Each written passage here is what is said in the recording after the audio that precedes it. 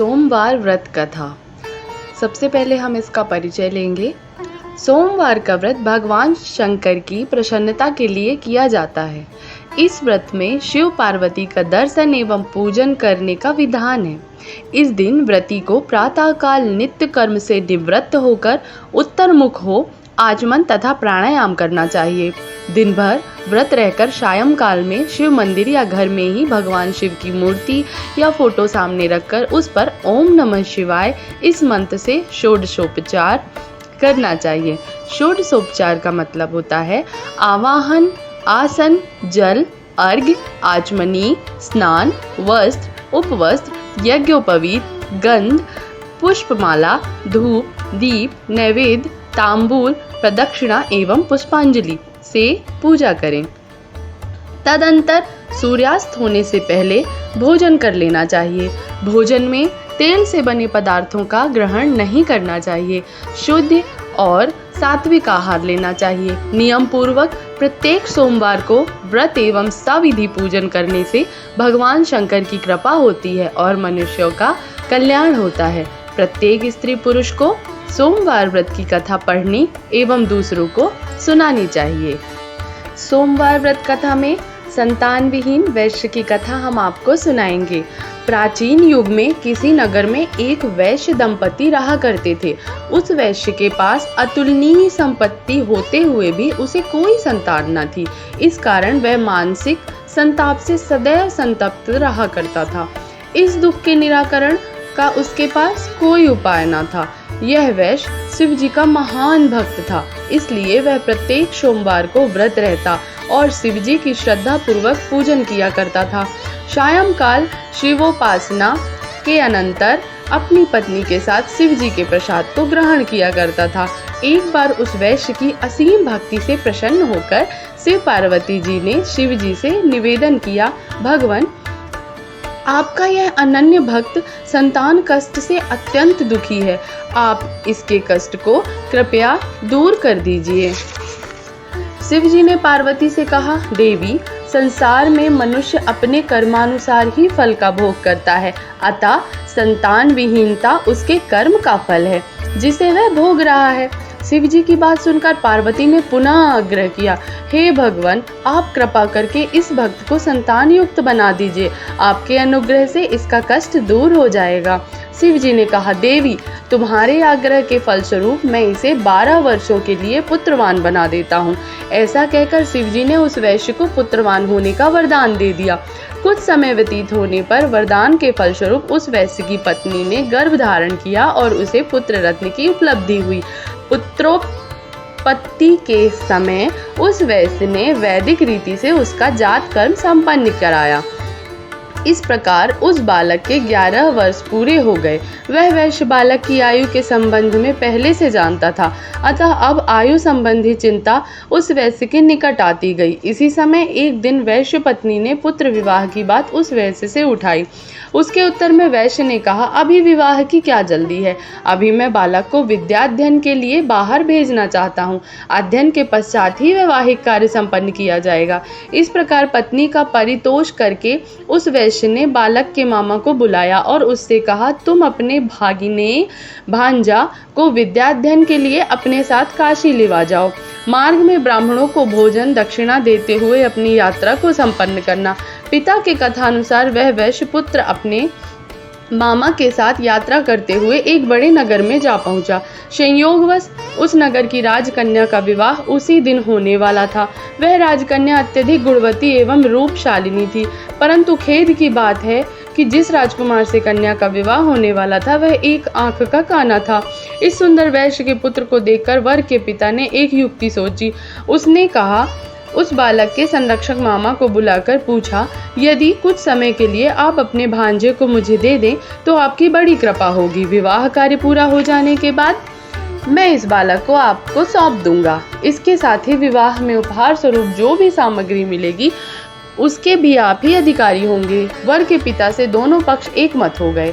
बालक के मामा ने अपने भांजे को विवाह मंडप में नकली वर के रूप में सज्जित करके बैठा दिया। विवाह कार्य विधिवत संपन्न हुआ। सिंदूर दान के बाद उस वैश्य पुत्र ने राजकुमारी की साड़ी पर लिख दिया, हे प्रिय, तुम्हारा विवाह मुझ वैश्य पुत्र के साथ हुआ है और अब मैं विद्या अध्ययन के लिए काशी जा रहा हूँ। तुम्हारी विदाई ससुराल जाने के लिए नकली वर के साथ होगी, जो कि एक आंख का काना है। इतना लिखने के बाद वह बालक अपने मामा के पास लौट आया। वैश्य पुत्र के जाने के बाद जब राजकुमारी ने अपनी साड़ी पर लिखे हुए लेख को पढ़ा तो वह विस्मित हो उठी। उसने राजकुमार के साथ जाने से स्पष्ट शब्दों में अस्वीकार कर दिया। उसने बारातियों को संबोधित करते हुए कहा, यह राजकुमार मेरा वास्तविक पति नहीं है। मेरा पति विद्यार्जन के लिए काशी चला गया है। वर पक्ष द्वारा किए गए कपटाचरण से कन्या के माता पिता असमंजस की स्थिति में पड़ गए। बहुत सोच विचार करने के बाद भी माता पिता ने अपनी कन्या को ससुराल भेजना उचित नहीं समझा। फलस्वरूप बारात को अपना सम्मुख लिए खाली हाथ जाना पड़ा। उधर काशी पहुंचकर वैश्य पुत्र विद्या अध्ययन में जुट गया और उसका मामा यज्ञ कार्यों में निरत हो गया। इस प्रकार उस बालक के जीवन के 12 वर्ष पूरे हो गए। लड़के ने अपने मामा से कहा, मामा जी, आज मेरी तबीयत ठीक नहीं है, इसलिए मैं थोड़ी देर के लिए विश्राम करना चाहता हूँ। इतना कहकर वह बालक शयन के लिए चला गया। कुछ समय के बाद जब मामा ने भांजे का निरीक्षण किया तो उसे मृत अवस्था में पड़ा पाया। उस समय उसका मामा यज्ञ में तल्लीन था। यज्ञ की समाप्ति के बाद वह फूट फूट कर रो पड़ा। उसी समय पार्वती के साथ आकाश मार्ग से शिवजी जा रहे थे। उस करुण चीत्कार को सुनकर पार्वती जी का मन दयार्द्र हो उठा।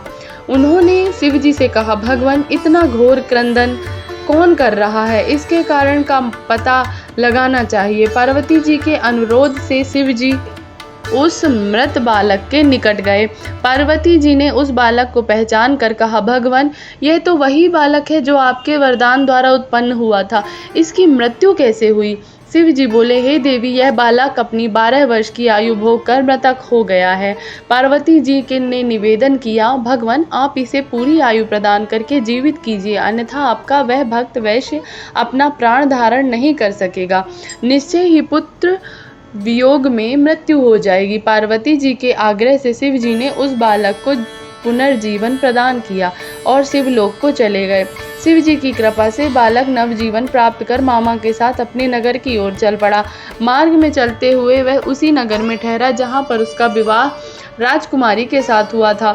वहाँ उसने यज्ञ कर्म करके पुरोहितों को भोजन दक्षिणा दिया। उस वैश्य पुत्र के आगमन की सूचना ब्राह्मणों द्वारा राजा को मिली।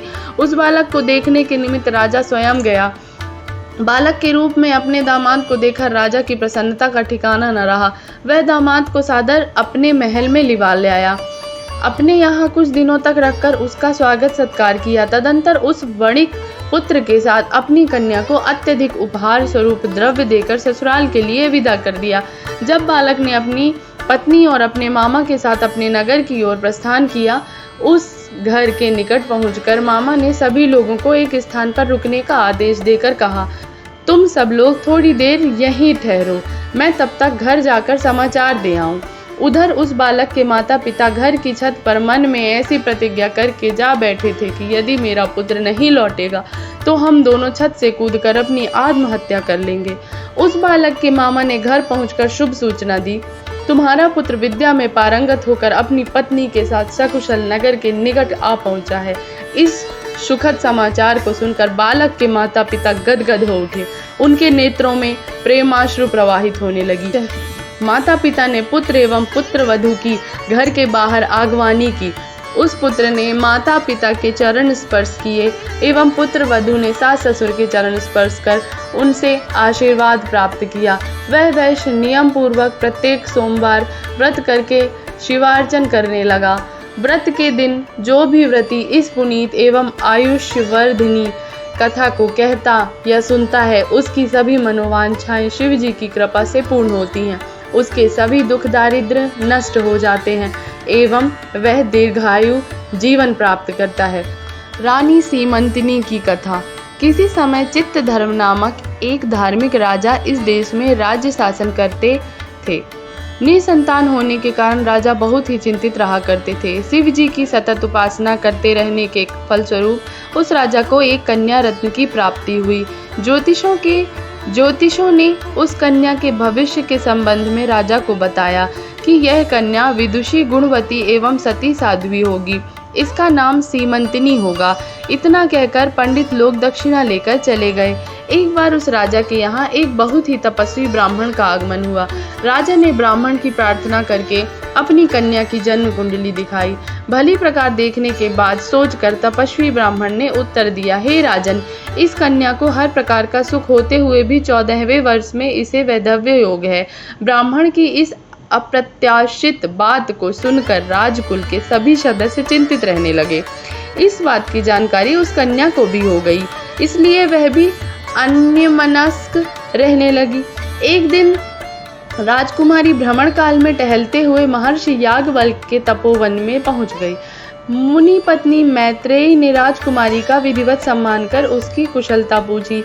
सीमंतिनी ने पंडितों द्वारा सुनी हुई अपनी वैधव्यता की बात ऋषि पत्नी को बतलाई और उससे छुटकारा पाने का उपाय बतलाने की प्रार्थना की। सुनकर मैत्रेयी ने राजकुमारी से कहा, इस दोष के निवारणार्थ तुम प्रत्येक सोमवार को व्रत रहकर शिव पार्वती का पूजन करो।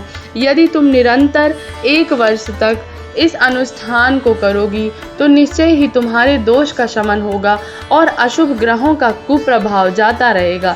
ऋषि पत्नी की बात में अटल विश्वास रखकर राजकुमारी अपने महल में लौट आई और नियमित रूप से सोमवार व्रत करके शिव पार्वती की पूजा करने लगी। जब राजकुमारी सीमंतिनी के 13 वर्ष पूरे हो गए तो उसका विवाह विदर्भ देश आधुनिक बरार के राजा नल के पौत्र चंद्रांगद के साथ हो गया। 1 वर्ष तक सुखपूर्वक रहने के बाद एक दिन चंद्रांगद स्नान करते समय अचानक पैर फिसल जाने के कारण यमुना नदी में डूब गया। मल्लाहों द्वारा बहुत प्रयत्न करने के पश्चात भी उसके शव का पता न लगा।